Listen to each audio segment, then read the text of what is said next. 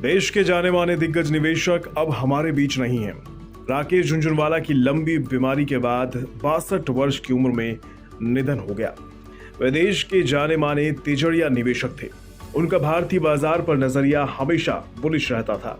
हालांकि कुछ दशक पहले तक उनका नजरिया बाजार पर ऐसा नहीं था। 90 के दशक में काफी मोटा पैसा राकेश ने शॉर्ट सेलिंग करके कमाया था, लेकिन उनका 5,000 रुपए से 46,000 करोड़ तक का सफर आसान नहीं था। राकेश ने कई बार छप्पर फाड़ पैसा कमाया तो कई बार उनके हाथ कुछ भी नहीं आया। जब भी वे निराश या हताश होते तो इस बात को हमेशा दोहराते थे कि असफलता तो आएगी, लेकिन असफलता को खुले मन से स्वीकार करना चाहिए। वे कहते थे कि मार्केट, मौसम, महिला को कोई आंक नहीं सकता, कोई समझ नहीं सकता।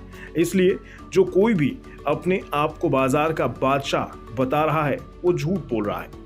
आइए आज हम आपको उनके एक दूसरे कथन के बारे में बताने जा रहे हैं जो आज खूब सुर्खियां बटोर रहा है। राकेश झुनझुनवाला का मानना था कि टाटा ग्रुप पर भगवान की असीम कृपा रहती है। अब आप हाल ही में मार्केट पर बनी एक वेब सीरीज में एक्टर को कहते सुने होंगे कि सुरक्षित निवेश करना है तो कोई भी टाटा का शेयर ले लो, पैसा बन जाएगा। राकेश भी लगता है इस बात की हामी भरते थे। तभी तो राकेश टाटा ग्रुप के शेयर पर हमेशा बुलिश रहते थे। उनका मानना था कि टाटा ग्रुप हमेशा बम पर रिटर्न देगा। हालांकि इस स्टेटमेंट के पीछे एक कारण था, वो भी हम आपको बता देते हैं। राकेश ने 1985 में शेयर मार्केट से अपने सफर की शुरुआत की थी। उनका पहला शेयर टाटा ग्रुप की कंपनी टाटा टी था, जिसको उन्होंने 43 रुपए के भाव में खरीदा था।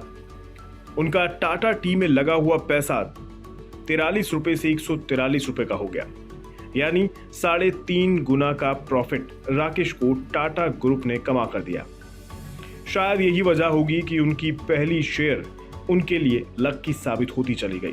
तभी तो उसके बाद राकेश ने कभी पीछे मुड़कर नहीं देखा। आज भी उनके बड़े होल्डिंग्स में से टाइटन कंपनी और टाटा मोटर्स के शेयर की हिस्सेदारी सबसे ज्यादा है।